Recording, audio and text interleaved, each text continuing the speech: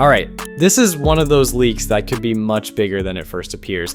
A new image shared by well-known leaker Igor Bogdanov appears to show two DJI 360 cameras side by side. But here's the interesting part. The camera on the left has a piece of tape covering what appears to be the Osmo 362 branding. Now, if this had come from just about anyone else, I'd probably be a little skeptical, but Igor has built a pretty solid track record when it comes to DJI leaks. And over the years, he's been right far more often than not. So for now, I'm inclined to trust what he says.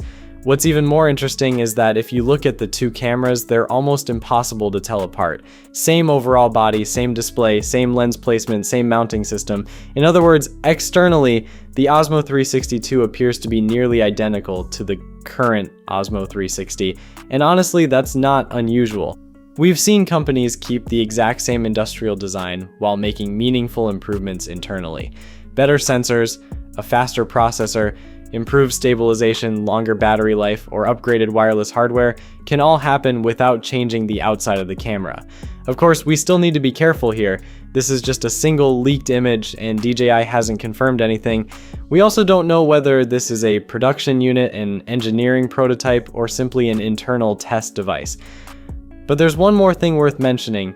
Even if this really is the DJI Osmo 362, we still don't know whether it'll ever see the light of day in the US, with DJI's future in the American market still surrounded by uncertainty. That's a question nobody can answer just yet. It could launch globally and still face a very different situation in the US. We'll just have to wait and see. Now here's the question. If DJI really is working on the Osmo 362 already, what would you want to see improved over the current model? Better low light performance, higher resolution, longer battery life, or something completely different? Let me know in the comments, and as always, if more information surfaces, I'll keep you updated. Peace.